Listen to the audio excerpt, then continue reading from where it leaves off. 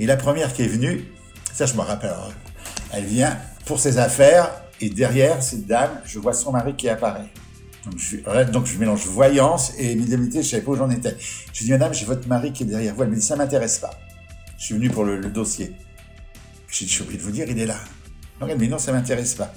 Donc je pars sur le dossier, et je voyais le mari qui insistait. Je dis, écoutez, on arrête, on prend le mari et on démarre, quoi. Bon, elle m'a dit, ok. Et là, elle est repartie, la banane, le sourire là, parce que c'était d'une précision. Mais seulement, la cliente qui venait d'après, 1 heure après, parce que j'étais au chronomètre, c'était à 1 heure et quart, je voyais plus rien. Ils m'ont dit là-haut, tu es fait pour faire de la médiumnité, de l'aide au deuil, et la voyance, ce sera uniquement sur les affaires pour vivre. Donc il y a quand même un règlement, enfin pour moi, j'ai un règlement. Bonjour à tous, j'espère que vous allez bien. Je vous retrouve avec grand plaisir cette semaine pour une interview qu'il me tenait particulièrement à cœur de réaliser. Interview d'un médium qui a inspiré de nombreux autres médiums tout au long de plus de 40 ans de médiumnité. Ce médium, c'est Reynald Roussel, un homme connu pour son franc-parler, pour son authenticité et pour sa liberté, lui-même s'affichant comme étant un médium libre. Dans cet entretien, il revient sur son parcours, sa philosophie, ce qui l'anime dans ce contact avec l'invisible et bien d'autres choses. Un grand merci à Reynald pour ce partage. Merci à vous tous pour votre fidélité et je vous souhaite une très belle écoute.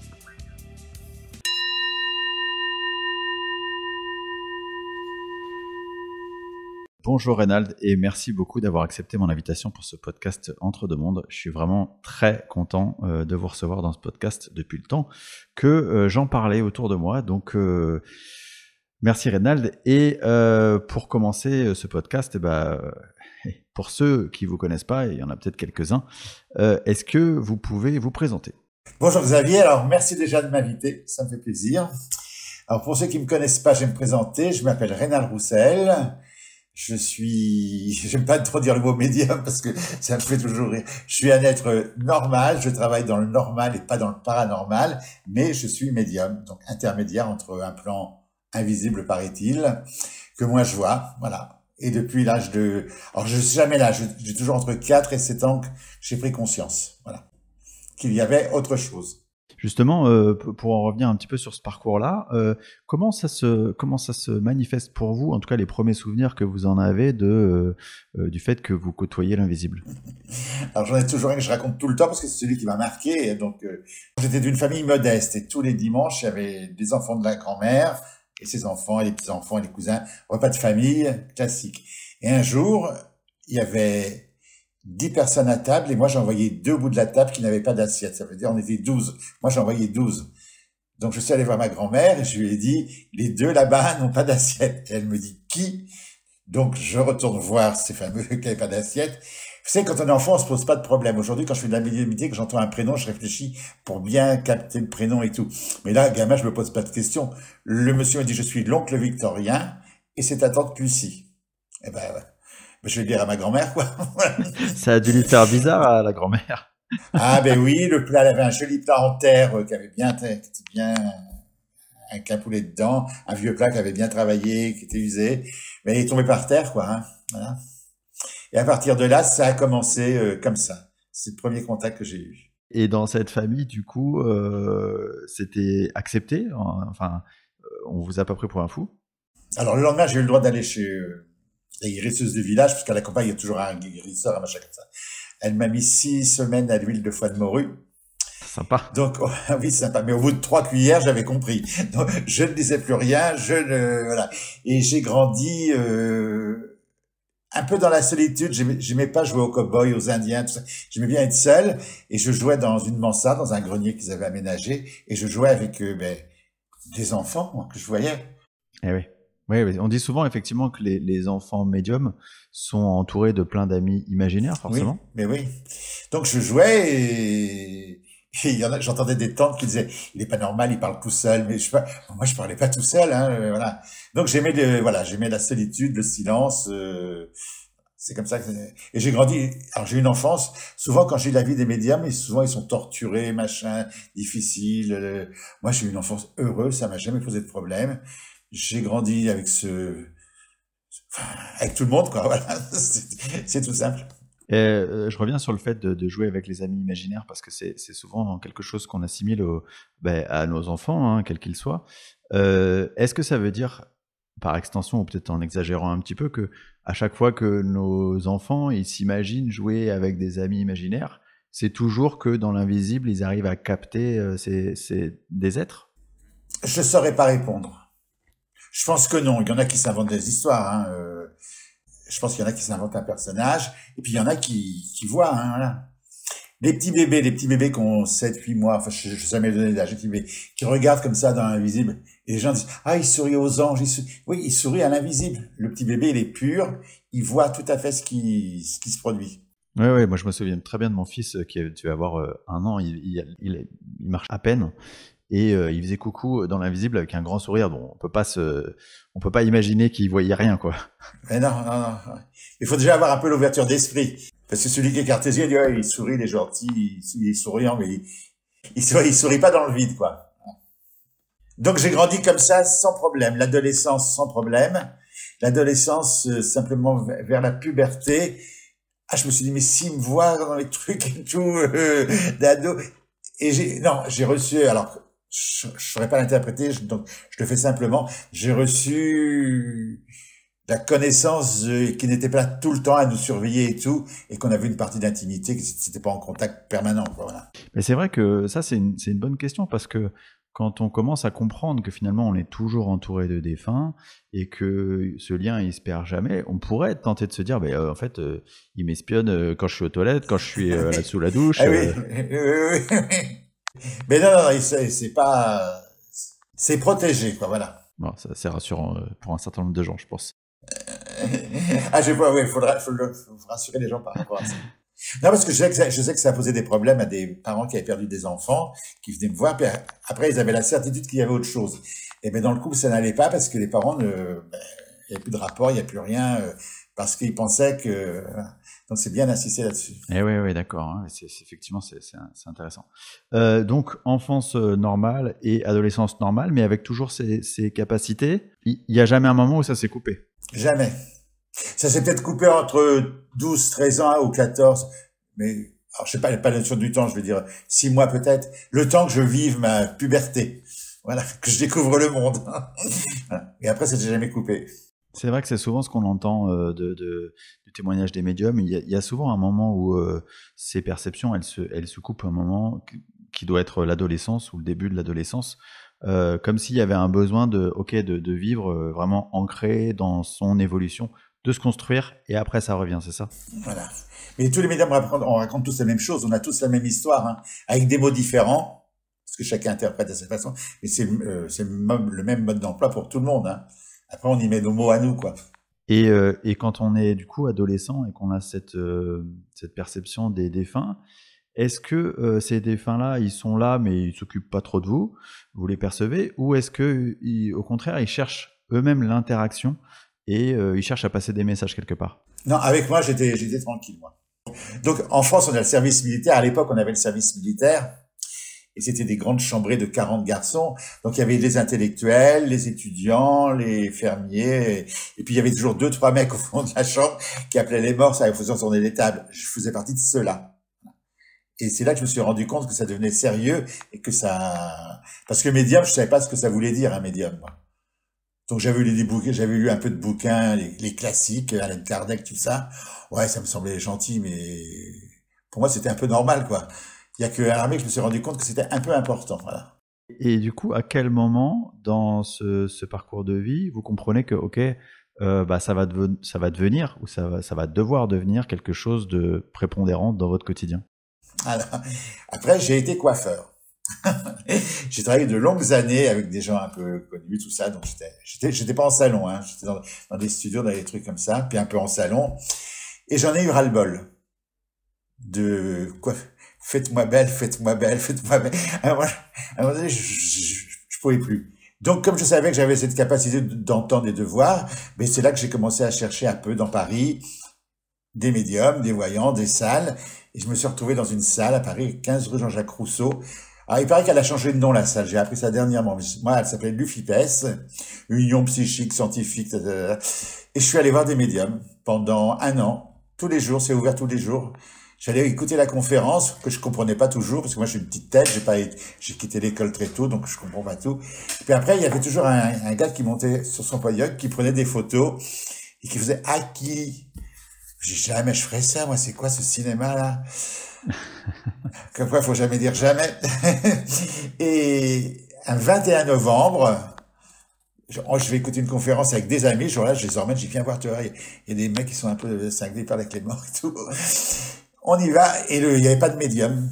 Le médium n'est pas venu derrière le conférencier. Et la dame à la caisse, elle me connaissait un peu parce que j'y allais tous les jours. Elle me dit, c'est maintenant ou jamais. Donc je suis allé. Alors, on dit la fleur au fusil sans savoir ce qui allait se passer. Hein. Je suis monté là, j'ai été à l'aise et tout. J'ai pris des photos, j'ai eu un peu peur, mais pas plus que ça. Hein. Mais la deuxième fois, parce que je suis retourné, 15 jours après, elle m'a dit, retournez-y.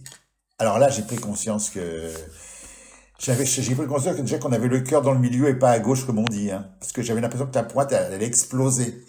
J'avais les jambes qui transpiraient, je sentais les gouttes de sueur qui tombaient sur le revers de la soquette. Tellement, la tête ça faisait boum boum boum. Et puis j'y suis allé quoi, voilà. Et j'ai fait 3 contacts très très bien, je me rappelle. Heureusement d'ailleurs qu'ils m'ont aidé parce que c'est pas moi qui étais fort, j'étais bien guidé. Et puis ça a démarré comme ça, j'y suis retourné une deuxième fois, et voilà. Oui, ça veut dire que finalement, ça a commencé par la médiumnité en salle, ce qui est hyper atypique. Oui, ben oui, la médiumnité en salle, oui. Aujourd'hui, avec le recul qui est le vôtre maintenant, c'est quoi la différence entre, d'un point de vue de l'exercice, hein, entre faire une médiumnité en salle et faire une médiumnité face à quelqu'un qui est juste... vous êtes tous les deux, quoi. Oui. Alors, en salle, moi, je fais pas trop la différence. Pour moi, les deux sont faciles. Voilà. Simplement, en salle, il y a le choix. Vous avez 40, 100 personnes. Donc, ils attendent tous, ils passent pas tous. Mais les défunts vont venir par urgence se présenter. Après, en salle, il y a un peu des curieux qui viennent, qui n'ont aucun intérêt. Mais le défunt, il vient quand même leur parler, donc on donne le message. Et ça montre ceux qui sont un peu sceptiques qu'on peut quand même capter. Parce qu'il y a toujours qui disent, ouais, il y a un truc, il est de cheville avec quelqu'un et tout, il y a tout voilà. Et en privé, mais je trouve je sais pas trop de différence, où ça passe pas, voilà. Est-ce que la teneur des messages des défunts, elle est différente quand c'est en salle, en public et en privé? Ah oui, c'est complètement différent. En public, on va à l'essentiel et on reste très discret. En privé, on peut approfondir. C'est-à-dire que ça, c'est de l'ordre de, quelque part, de votre pudeur aussi, ou de ce qui émane de vous, ou c'est vraiment ce qui émane des défunts et de ce qu'ils veulent pas trop livrer dans une assemblée trop importante, quoi. C'est ce qui émane des défunts. En salle, ils vont être très prudents, parce qu'en salle, vous avez des cas, vous avez soit des crimes, soit des viols, soit on recherche son papa et tout, donc ça reste très discret. Hein, on va à l'essentiel. On lève pas les accidents de voiture, est-ce que le défunt est en tort ou pas, ça en salle, on n'a pas. En privé, on peut approfondir, c'est de là-haut, ils veulent bien donner le change. Il y a pas longtemps, j'interviewais Céline Franou qui me disait que elle, quand elle est en salle, finalement, elle s'occupe pas de qui va venir en premier. C'est comme si il y avait des instances suprêmes qui disaient, toi tu passes en premier, toi tu passes en second, toi tu passes en troisième, et puis finalement, elle répète. C'est ce qu'elle me dit. Pour vous, c'est pareil? Je suis allé la voir. Alors moi, je travaillais avec des photos parce que je suis de l'école où on prenait des photos. Je suis de la vieille école, moi. Alors, au début, je travaillais sans photos. Et un jour, j'ai travaillé avec Hélène Bouvu, une grande médium. Elle me dit, monsieur Roussel, faut prendre des photos. Alors, j'ai pris des photos. Et avec la photo, si vous posez la photo de votre grand-père, je prends le grand-père et hop, on va tout de suite. Mais si, comme ça, vous passez avec le défunt que vous voulez. Alors, je peux prendre le grand-père, puis il y en a un autre qui va se présenter tout de suite après, hein, voilà. Mais travailler comme Céline, foncer dans la salle comme ça, oui, je pourrais le faire aussi. Mais c'est pas mon truc. Et là-haut, vous pouvez poser 50 photos, il va en passer peut-être que 10, et les autres, ils passeront pas. C'est par ordre de priorité. Donc, je me laisse faire, je me laisse porter. Parce qu'on me demande si je choisis les photos. Je ne choisis pas, je suis dirigé pour les prendre. Le défunt, il y a quelqu'un qui me dit, celle-là, là, avec le pull à col roulé, faut la prendre. Alors au début, je mélangeais toutes les photos. Maintenant, je les étale bien parce que je sais que c'était un peu... On les étale, comme ça, je vais plus vite pour trouver la photo. Ouais. Et alors, qui est-ce qui vous dit va sur le défunt au col roulé? Alors, c'est un grand mystère. Alors, je vais pas casser tout le mythe parce que plus j'avance, plus je me rends compte que c'est beaucoup plus simple qu'on l'explique. Mais on va rester sur le guide. On va dire que c'est le guide qui le dit, parce que si on dit qu'on n'a pas de guide, après ça va tout. Parce que moi, je suis un peu révolutionnaire dans tout ça, donc maintenant je me calme un peu maintenant. Pour le coup, dans ce podcast, on est ouvert à toutes les options, toutes les vérités de chacun. Donc c'est intéressant. Et j'ai déjà rencontré des médiums qui, eux, n'ont jamais eu de guide. Jamais. C'est votre cas aussi? Non, moi je suis né avec non, j'étais d'école où on avait un guide, j'ai lu qu'on avait un guide, donc j'ai une conscience qui m'a parlé. Donc j'ai pensé que c'était le guide. Donc il fallait lui filer un nom. Comme ils n'ont pas de nom, ce sont que des énergies. Donc je l'ai appelé l'ami. Comme ça me concentre mon esprit sur un mot, voilà. Mais dans l'évolution, un jour j'ai une médium un peu désagréable, on dira pas le nom, qui vient et qui me dit, tu sais, ton guide est venu voir mon guide, il lui a dit que... J'ai la même chose. Et en fin de compte, en grandissant, en vieillissant, je pense que le guide, c'est une énergie universelle. Comme l'électricité, là, je l'ai allumé, mais chez vous, il y a de la lumière, c'est la même chose, et on se relie à cette lumière. Je sais pas si je suis clair. Mais c'est un peu comme ça que je vois les choses, quoi. Mais je peux pas dire à tout le monde qu'il n'y a plus de guide, parce que je l'ai dit que j'avais un guide, donc on va pas casser tout le truc. Mais c'est beaucoup plus simple qu'on l'explique. Mais on n'a pas un guide. Puis un jour, j'étais gare de Lyon, je prenais le train à 14 juillet, il y avait, je sais pas, 500 personnes dans la gare. Je me suis dit, mais s'il y a 500 personnes et 500 guides là-haut, le cirque, ça doit être. Donc oui, non, c'est la lumière du soleil, la lumière de la lune, tout le monde la voit quand on peut la voir. Voilà. Mais j'essaie d'aller au plus simple, hein, parce que... Pour rester sur la médiumnité en salle, puisqu'on a commencé à parler de ça, je sais que vous avez partagé des expériences de médiumnité en salle avec d'autres médiums, et notamment des médiums que j'aime beaucoup, comme Christine André, par exemple. Est-ce que, quand vous êtes comme ça, dans un exercice où vous êtes plusieurs médiums, vous captez les mêmes défunts? Alors avec Christine, j'ai travaillé pendant 40 ans avec elle. Hein. Moi, j'ai fait un peu de recul, elle continue. Alors quand on est à deux, mais moi, je peux être dans mon contact avec le mien, Christine avec le sien, et puis chacun chez soi. Puis d'un seul coup, le défunt, il va passer avec les deux. Donc Christine, moi, je vais dire un truc, je vais m'arrêter, et Christine me dit, je peux continuer? Alors je lui dis oui, parce qu'on se connaît bien, donc on se tire pas dans les pattes, parce que c'est un milieu aussi, là. Et des fois, on est 3 ou 4, on se dit, quand on s'entend bien, on se dit, je peux terminer, et bien la personne a un message qui dure beaucoup plus longtemps. Oui, j'imagine que d'ailleurs faire une médiumnité en salle avec un autre médium, ça suppose d'être compatible aussi sur le rythme et la manière de s'organiser, parce que ça doit pas être toujours simple. Il y a plein de médiums. Ah, c'est compliqué. Mais moi, j'ai jamais eu de problème. Hein, ça s'est toujours bien passé. Puis au début, vous savez, ils m'ont lancé dans le bac. Je suis passé avec des médiums. Ils sont morts maintenant. On peut en parler. Des horreurs, hein, des horreurs. Ils m'ont fait les pires coups. Mais avec le recul, ça m'a dressé. Donc c'était un bien. Hein. Ouais, oui, c'est-à-dire c'est la vision de la prise de hauteur après beaucoup d'années. Voilà. Puis moi, je suis assez positif, donc c'est pas grave. Hein, voilà. Et puis j'ai compris aussi que le défunt, il choisit aussi son médium. Faut dire, tiens, on va aller voir Reynald parce que j'ai lu ça qu'il est très bien et tout. Si jamais j'ai une énergie, on va dire énergie, mais si j'ai une tronche qui lui revient pas, ou le caractère, il ne passera pas. Oui. Donc il passera plus avec Christine, plus avec un autre, plus avec un autre. Ouais, moi j'interprète ça comme une sorte de compatibilité de fréquences. En gros, voilà, il y a des fréquences qui sont compatibles. Voilà, le terme exact, c'est ça. Je prendrai ce terme-là maintenant que j'explique. Voilà, compatibilité de fréquences. Ouais, mais ça, toujours l'image que j'ai en tête, c'est la radio. Bah, il y en a qui sont sur 102.1, d'autres sur 5.3. Voilà. Ok. Donc ça fait maintenant un certain temps que vous êtes médium et que vous êtes lancé dans cette aventure. 40 ans, plus de 40 ans peut-être. Plus de 40 ans. Après plus de 40 ans de cette vie de médium, est-ce que cette médiumnité, elle a continué à évoluer? Je ne saurais pas vous répondre. Elle a toujours été simple. Je fais ça comme ça, nature. Donc, est-ce que c'est les mêmes perceptions que vous avez toujours eues? Ça a toujours été pareil? Oui, toujours.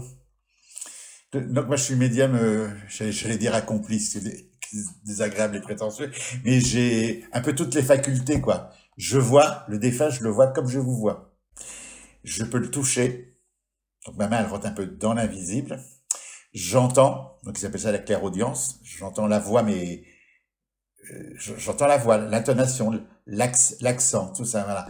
Il y a l'olfactif aussi. Enfin, il y a toute la panoplie d'un être humain, quoi. Oui, la totale, d'accord.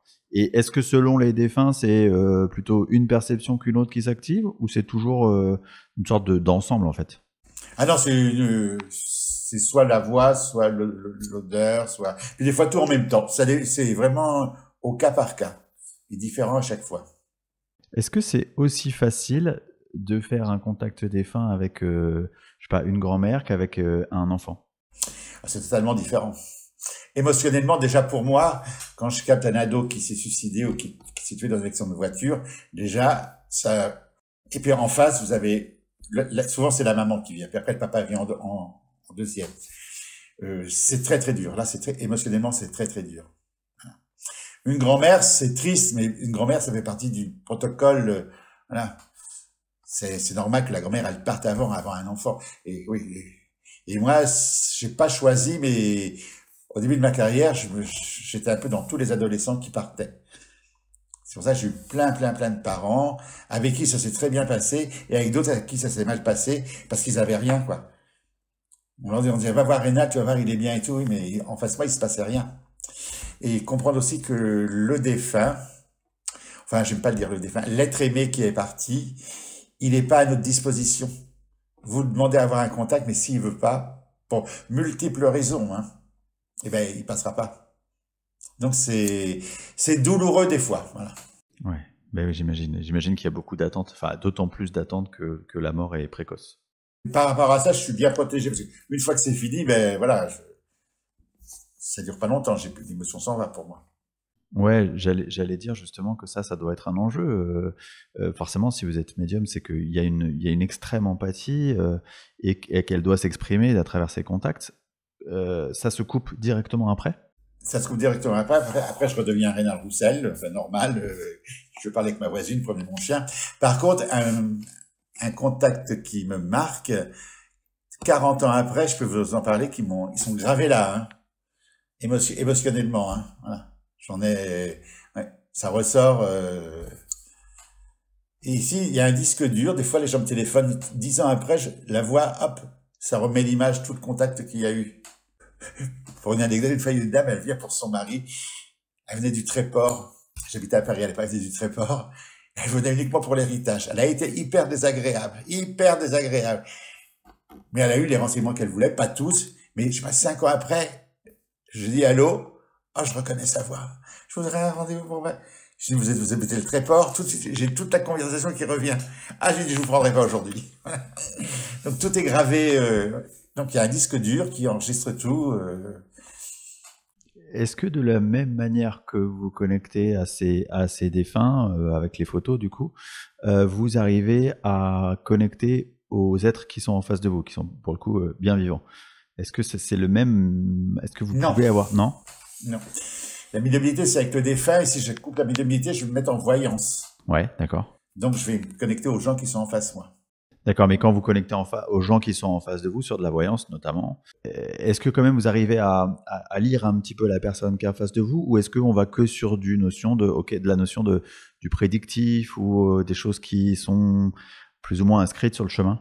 On va que sur le prédictif. J'ai aucune intuition. Souvent, les gens me disent, oh, j'ai une intuition. Moi, je me plante, mais à tous les coups. Non, non, vous venez me voir. Vous venez me voir, vous dites, voilà, je viens pour acheter par une boulangerie. Est-ce qu'elle va être bien placée? Hop, ça va se connecter tout de suite. Je vais vous dire, oui, elle est bien placée, mal placée. Nanana. La farine, ça, je vais vous dire ce qui va pas. Mais si jamais vous venez me voir comme ça, je me plante des fois. Moi, je suis assez sympathique. Je fais assez confiance aux gens. J'ai aucun discernement, hein. Je me suis ramassé des claques, mais ça apprend à vivre. Donc, j'en tire toujours un côté positif. Et au bout de 30 ans, alors j'imagine que quand on démarre dans ce parcours de médiumnité, il y a forcément plein de doutes, en tout cas de doutes sur ce qu'on est capable d'offrir à travers cette médiumnité. Au bout de 40 ans de parcours, est-ce qu'il y a une totale confiance, une totale certitude de ce qu'on transmet, ou est-ce qu'il y a toujours, dans une sorte de toile de fond, quand même, une sorte de doute? Alors, ça n'a pas démarré comme ça. Quand j'ai quitté mes clientes en coiffure, que je me suis dit, je vais faire de la médiumnité, de la voyance, je faisais pas trop la différence, hein. Donc, quand j'ai quitté, vous savez, le coiffeur vous lâche, vous êtes paniqué, il y en a qu'un qui peut vous coiffer, les autres c'est pas possible. Donc je les ai eus, ils sont venus me voir en consultation de voyance ou de médiumnité. Donc ça s'est passé tout seul. Mais dans ma petite tête arénale, je me suis dit putain, je vais faire plein de pognon, je vais en prendre 10 par jour et ça va. Et la première qui est venue, ça je me rappelle, alors, elle vient pour ses affaires et derrière cette dame, je vois son mari qui apparaît. Donc je mélange voyance et médiumnité, je savais pas où j'en étais. Je dis madame, j'ai votre mari qui est derrière vous. Elle me dit ça m'intéresse pas. Je suis venu pour le dossier. Je dis je suis obligé de vous dire, il est là. Donc elle me dit non, ça m'intéresse pas. Donc je pars sur le dossier et je voyais le mari qui insistait. Je dis écoutez, on arrête, on prend le mari et on démarre quoi. Bon, elle m'a dit ok. Et là, elle est repartie la banane, le sourire là, parce que c'était d'une précision. Mais seulement la cliente qui venait d'après, 1 heure après, parce que j'étais au chronomètre, c'était à 1 heure et quart, je voyais plus rien. Ils m'ont dit là-haut, tu es fait pour faire de la médiumnité, de l'aide au deuil, et la voyance, ce sera uniquement sur les affaires pour vivre. Donc il y a quand même un règlement, enfin moi, pour moi, j'ai un règlement. Voilà. Ouais, ce qui doit limiter du coup le nombre de personnes que vous voyez par jour, c'est ça? Je prends que 3 personnes par semaine. Ah ouais. Ah oui, je prends 3 personnes, 4 des fois, mais dans la journée, je prends une seule personne par jour et j'en prends 3 dans la semaine parce que je travaille. Mais il y a pas de temps. Hein, ça peut être 10 minutes s'il se passe rien, ou alors ça dure 1 heure, 1 heure et demie. Il y a tout un accompagnement qui se fait et c'est bénévole, c'est en don libre pour le prix parce que en France c'est un peu tabou les prix. Moi c'est en don libre, on laisse ce qu'on veut. Voilà. Mais j'allais dire justement, question pour rentrer sur cet aspect-là, à un moment il faut bien manger, il faut bien vivre. Ben, je mange, je vis, j'ai une maison, un loyer, une assurance, une mutuelle, enfin classique. Et pour ça, j'ai l'autorisation de faire de la voyance. Ah ok. Et la voyance, je la fais payer parce que le deuil, là-haut, c'est réglé, on peut pas payer. Mais la voyance, vous n'êtes pas obligé. Donc je suis spécialisé un peu dans les affaires. Dans les achats, dans les placements financiers, dans les achats de terrain. Si vous achetez une mine de diamants, vous venez me voir. Je vous dire voilà, là il y en a plein, là il y en a pas. Voilà. Donc c'est spécialisé en affaires uniquement. Voilà. D'accord. Ce qui permet de recevoir les gens dans le deuil bénévolement. Ça m'a pas toujours arrangé au début, hein, parce que moi je suis là, non, moi, ça marche pas comme ça, moi. Mais ça s'est passé. Je pense, alors je sais pas, on dit que tout est écrit. Ça s'est toujours déroulé. Simplement et toujours bien, voilà. Justement, en parlant de ça, cette notion de libre arbitre, ça c'est un truc, chaque médium, vous l'interrogez à une version différente de ce que c'est que le libre arbitre, en tout cas de à quel point ça le concerne. C'est quoi votre version à vous? Moi je suis libre, voilà. Je fais ce que je veux, voilà. Comme quand on dit le médium il est missionné, ma mission d'âme, d'aider. Non, demain j'arrête, j'ai le droit, hein. Oh, bah alors là, y a pas de, là-haut, ils me diront pas non, faut y aller, continuer à aller au charbon. Non, j'arrête, je reprends, je fais ce que je veux. J'ai le droit de dire non, je peux refuser de prendre quelqu'un. Je suis libre, voilà. Qu'est-ce qui fait que parfois vous sentez de refuser quelqu'un, justement? C'est selon mon caractère, parce que je suis un peu spécial. D'accord. Non, mais je suis humain. Je suis humain, j'ai plein de défauts, je vous réponds au téléphone. Il suffit que que vous me disiez pas bonjour, en me disant je vais à un rendez-vous, je vais d'abord vous dire bonjour. Que vous compreniez que vous m'avez pas dit bonjour. Et puis après, je vais vous demander pourquoi vous voulez venir. Et si vous me répondez, ah ben si je vous le dis, non, ben alors déjà, on part très mal. Hein. Moi, je veux savoir pourquoi vous venez. Si vous venez pour votre grand-mère qui est partie il y a 40 ans, c'est pas moi qu'il faut voir. Hein. Là, je vous aide dans la douleur du deuil. Voilà. Eh ouais, d'accord. Ouais, je comprends. Je suis un peu méchant, mais je me bats parce que les gens, ils viennent pour tout et rien maintenant. Hein. Et grand-mère et grand-père et en plus qu'ils n'ont pas connu en plus des fois. C'est juste pour régler des petits problèmes. Alors il y en a qui le font très bien, mais moi ça je sais pas faire. Donc c'est pour ça que des fois on dit que j'ai un mauvais caractère. Ben oui, je suis entier, moi voilà. Mais je suis libre. Sur ma page Facebook, j'ai marqué le médium libre. Je n'appartiens à personne. Et j'ai le droit de changer d'avis et j'ai le droit de me tromper et oui, je suis libre, voilà. Et oui. En termes de plaisir, quand on fait cette activité, est-ce que c'est le même plaisir de faire de la voyance sur les cas, pour le coup, qui vont vivre, les affaires, etc., et de faire des contacts défunts? Est-ce que, sur la notion de plaisir, comment vous vous situez? La voyance, j'ai pas de plaisir du tout. Je le fais, ça me nourrit. Ça paye mon assurance voiture, voilà, c'est que matériel, la voyance, voilà. La médiumnité, ça c'est quelque chose de très sensible. Quand j'ai quelqu'un en face de moi qui arrive désespéré, et qui repart, dans les yeux, il y a un petit peu d'espoir, ou il y a un sourire, là c'est gagné. Hmm. Et les gens parce que comme en 40 ans, il y en a qui me suivent depuis 30 ans, hein, et il y en a qui me disent, on vient vous voir par plaisir, mais on ne veut pas de contact parce qu'on a compris. Là, c'est gagné. De temps en temps, ils posent leurs photos quand même, hein, mais parce que c'est humain. Mais s'ils n'ont pas de message de jour, ils viennent me voir. Ils ont quand même la banane. Ils savent, ils entendent les autres, les messages pour les autres. Et puis ils partent lumineux, quoi. Alors ce que je fais, ça n'enlève pas la douleur. Hein. Au contraire, des fois, on souffre plus encore. Mais ça donne un autre regard sur l'absence. Et quand ils partent en souriant, puis quand ils me disent, on reviendra pas parce qu'on a tout compris, pour moi, c'est gagné. Ils viennent juste pour écouter, et pas pour avoir ce fameux message. Les défunts auxquels vous connectez, est-ce que ça arrive qu'ils soient présents avant les rendez-vous? Ah oui. Moi, j'habite dans un petit village en Ardèche. Alors, c'est interdit de rentrer en voiture. Alors, les gens, au début, il n'y avait pas de numéro dans la rue. Donc, ils tapaient un peu toutes les portes. C'est où le monsieur qui parlait avec les morts? Oh, on va arrêter. Donc maintenant, je dis, je viens vous chercher au parking. Au lieu de dire, il est où le médium? Où est monsieur Roussel? Non, les gens, ils parlent avec les morts. Non, les morts, ils sont morts. Je parle pas avec les morts. C'est pour ça qu'on souffre. Donc, je vais les chercher au parking. Et le temps que j'aille les chercher, des fois, le défunt, il m'accompagne.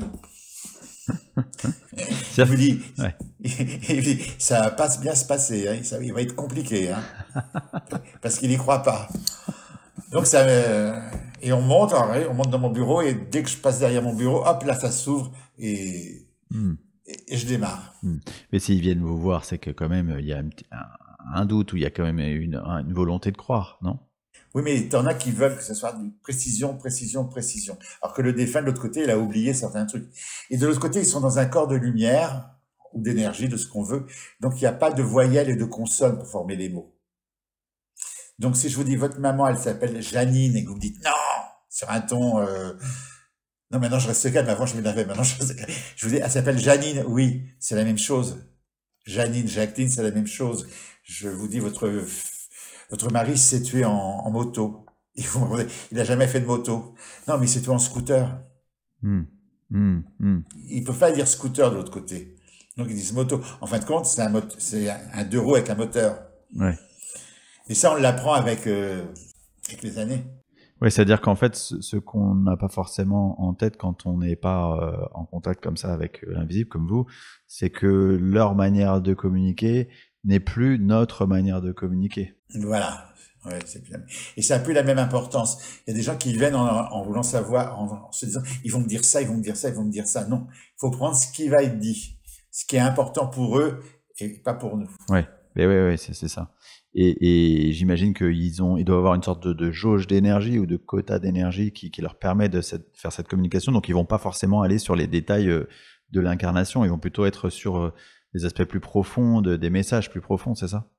Voilà. Et puis j'ai cet exemple parce que ça m'a marqué. Il y a 30 ans, c'était à l'espace Chaillot Galera, avenue Georges V à Paris. C'est à tous mes débuts. Il y a un monsieur, il vient du Havre avec sa femme pour sa fille. Il reçoit un message. Donc la maman est hyper contente. Le père, il vient de me voir en privé. Il me dit, je vous crois pas. Je dis, bon, vous avez le droit. Hein. Il me dit, elle m'a pas parlé d'un sujet qui est très important pour moi. Mais au début, je commençais, donc je savais pas, donc je lui dis oui, dites-moi, il me dit non, je vous dirai pas. Et puis il s'en va, très en colère, à la limite même méchant. Je rappelle la jeune fille qui est partie, je lui dis mais qu'est-ce qu'il y a? Elle me dit oui, il voulait que je lui parle des dauphins. Je dis pourquoi on n'a pas parlé? Elle me dit parce que enfant, c'est la seule chose qui me faisait peur, les dauphins. Et le père, il dirigeait comme un zoo de Marignane, vous savez, où on plonge avec les jeunes. Il me dit, j'avais 12 petites, il me jetait dans le bassin avec les dauphins, j'en ai eu peur. Ça a été la peur de ma vie. Et elle me dit, de l'autre côté, j'ai effacé ça. Donc, elle pouvait plus en parler, quoi. Elle expliquait ça au père. Donc, lui, il est toujours sûrement dans la douleur de l'absence de sa fille, de penser toujours que les médiums, c'est des abrutis. Mais voilà, il faut prendre ce qui vient. De l'autre côté, on efface des choses. Oui, c'est-à-dire que de l'autre côté, plus on évolue entre guillemets, plus on va vers ce qui est important, c'est-à-dire le lien d'amour et puis et tout ce qui est de l'ordre vraiment des péripéties de l'incarnation, bah ça c'est quelque chose qui a moins d'importance, quoi. Absolument. Nous, on les voit évoluer avec notre tête et notre cerveau, alors que c'est beaucoup plus... Comme quand je dis, ils continuent de s'instruire. Il y a des bibliothèques. Non, il n'y a pas de bibliothèque. Il y a des mémoires, ils rentrent dans des mémoires. C'est dur d'expliquer aux gens qu'il n'y a pas de livre, que c'est juste... Pour se faire reconnaître, ils montrent une image, mais il y a pas ça, en réalité. Aujourd'hui, en 2024, on est dans une période où il y a beaucoup de médiums, en tout cas, beaucoup de médiums qui s'affichent. Peut-être qu'il y en avait autant avant, mais on ne savait pas. En tout cas, c'est beaucoup plus présent sur cet espace médiatique. Pour ceux qui nous écoutent, qui sont comme vous quand vous aviez 20 ans, quel est le conseil que le Reynald Roussel, qui a l'âge qu'il a aujourd'hui, pourrait leur donner? C'est compliqué parce que c'est plus la même mentalité, de cette manière. Donc c'est très compliqué. Hein. Honnêtement, j'ai pas de conseil à donner parce que d'abord, je suis qui pour donner un conseil? J'ai mon expérience qui a marché avec moi, ça veut pas dire qu'elle va marcher avec les autres. Si je vous dis qu'il faut être dans l'amour, ça veut absolument rien dire à notre époque. Voilà. Faut aimer les autres. Moi, j'ai un peu de mal à aimer tout le monde, je peux vous dire. Hein, voilà. Le mot spirituel, parce que la médiumnité, on parle que c'est spirituel, la médiumnité. Qu'est-ce que ça veut dire spirituel? C'est ça le truc. Aujourd'hui, il y a beaucoup de médiums. Alors c'est vrai, il y en avait autant avant, mais c'était moins affiché. Et puis il y a ceux qui ont trouvé le filon de faire de la médiumnité qui mélange avec de la voyance et que ça va pas, quoi. Voilà. Moi, je pensais que quand Internet allait venir, que ça allait se démocratiser, qu'on allait bien en parler et tout ça. Mais t'as tous les escrocs qui se sont enfilés là-dedans. Alors, il y a un truc que je reproche aux médiums. Alors ça, mes collègues, je sais que vous n'êtes pas d'accord avec moi, mais moi, je m'appelle Reynald Roussel. Vous vous appelez Lucien Maurice, ce que vous voulez. Mais arrêtez de mettre âme d'amour, Joséphine, âme de lumière. Non, un nom et un prénom. Comment voulez-vous que les scientifiques... Moi, j'ai travaillé avec des scientifiques. Hein. Comment voulez-vous que les scientifiques, ils acceptent des noms comme ça, quoi. Fleur de lumière, âme d'amour. Non, t'as un nom, un prénom, tu le mets. On peut prendre un pseudo, mais un pseudo normal, quoi. Enfin, c'est mon avis à moi. Ça veut pas dire que j'ai raison. Mais... Ok. Autrement poser cette question que j'ai posée juste avant, avec le recul qui est le vôtre aujourd'hui, ça a été quoi la clé pour durer dans cet accompagnement, finalement, pour vous? L'honnêteté, la sincérité, pas être mielleux. Parce que si on parle un peu de moi, on peut savoir qu'on dit que je suis un peu... Mais moi, je dis ce que je pense, voilà. Moi, quand j'ai commencé, je pensais pas que ça prendrait un truc comme ça. Hein. Je pensais ça à faire pépère chez moi, aller à ma petite salle psyché à Paris tous les jours. Et là-haut, ils m'ont dit non, fallait en province. Je suis allé à Chartres. Hein. Chartres, c'est à 60 km de Paris. Et on m'a fait comprendre que la province, c'était pas Chartres. Donc, je suis allé en Bretagne et j'ai fait le tour de la France de haut en bas, de long en large, de grandes villes en petits villages. Je suis allé à Coussac-Bonneval, c'est dans le Limousin. Il y a 200 personnes qui t'attendent le soir, mais tu rêves. Donc, dans toute la France, les gens y croient. Il y a ceux qui y croient ouvertement. Il y a ceux qui ont honte d'en parler, honte d'y croire. Et ceux qui faisaient des chèques, des fois, ils marquaient sur le talon « Supermarché ». J'ai vu, vous n'êtes pas Reynald Roussel. Ah non, mon mari, c'est Carrefour. Ah oui. Où il y a ceux qui ils réservent pour les réservations aussi de conférences, ils mettent un autre nom. Parce que, voilà, il y a un peu le tabou d'aller chez le médium parce que c'est pas sérieux, quoi. Mais la science, elle s'ouvre, les médecins sont un peu plus ouverts. À l'hôpital, on prend des magnétiseurs maintenant quand même pour les réunions, pour soulager. Donc ça s'ouvre. Il y a un truc une question que je me posais, c'est les animaux. Est-ce que vous arrivez à faire des contacts avec des animaux qui sont défunts? Oui. J'avais 2-3 conférences que je faisais spécial animaux. Donc oui, on arrive à entrer en contact avec les animaux, avec l'âme de l'animal. Donc moi, j'étais plus spécialisé dans le chien. Donc on peut rentrer avec un éléphant, on peut rentrer avec... Enfin, on a eu un éléphant qui voulait remercier quelqu'un dans la salle. C'était à Valence. C'était une matriarche, ouais. Il y a un éléphant avec des grandes oreilles comme ça. Et à Valence, dans la Drôme, aller voir un éléphant. Et il y a un monsieur qui a dit, oui, moi, je m'occupe de sauver la race des éléphants. Et c'était la matriarche qui venait remercier. Wow. Parce que j'allais demander quelle est la profondeur des messages. Alors quand c'est un être cher disparu, on se doute bien qu'il y a des choses qui peuvent être dites et qui sont très très profondes. Quand c'est un animal, Oui. jusqu'à quel degré de profondeur on peut aller? Alors, quand vous prenez un chien qui vous dit j'étais très malheureux avec toi, déjà là, ça casse un peu l'ambiance. Alors, pourquoi? Parce que j'ai été brossé toute la journée, tous les jours, et j'ai pas eu le droit d'aller me rouler dans la boue.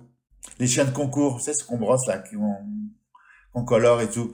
Les chiens qu'on... Moi, j'ai eu un cocker. Mélodie, elle s'appelait. Mélo, si tu m'entends. Et elle me dit, ah, je capte ton chien et tout. Évidemment, je pleure. C'est mon chien. Je vais, t'as été heureuse, ma Mélodie? Et elle me dit non. Ah. Et pourquoi? Pourquoi? Parce qu'elle a jamais chassé. C'était un chien de chasse. J'ai pas respecté l'ADN ou la race. Donc c'est très compliqué les animaux. Donc j'ai un peu arrêté à cause de ça. Parce que les gens acceptent pas qu'ils se sont un peu trompés des fois dans... Oui, c'est ça. C'est-à-dire qu'on reste bloqué un peu sur l'image qu'on en a et l'histoire qu'on se raconte, c'est ça? Voilà. Voilà. Moi, j'en ai un chien, hein, Harold, un lévrier. Aujourd'hui, j'ai compris. Est-ce qu'il est heureux? Oui, je pense qu'il est heureux, mais je pense qu'il y a des trucs que tout ça doit pas coller, quoi. Hein. Il fait pas de course de lévrier, il fait pas tout ça, quoi. Reynald, on va terminer cet épisode à nouveau en vous remerciant pour ce passage dans ce podcast, dans cette émission. Et puis, si vous avez un petit mot de conclusion pour les personnes qui nous écoutent, voilà, un petit conseil sur comment vivre cette période actuelle, un peu compliquée forcément pour pas mal de monde. Eh ben, elle est compliquée aussi pour moi. Donc, je pense, je vais pas vous dire qu'il faut s'aimer les uns les autres, c'est pas possible. Il faut vivre le moment présent et garder le meilleur. Et puis, même quand c'est très difficile, tout ce qu'on voit, quand on a les deux bras, les deux pieds, notre tête et qu'on a la santé parfaite, merci là-haut. Voilà. Puis il y a aussi un peu se prendre en main, se bouger, pas gober tout ce qu'on entend.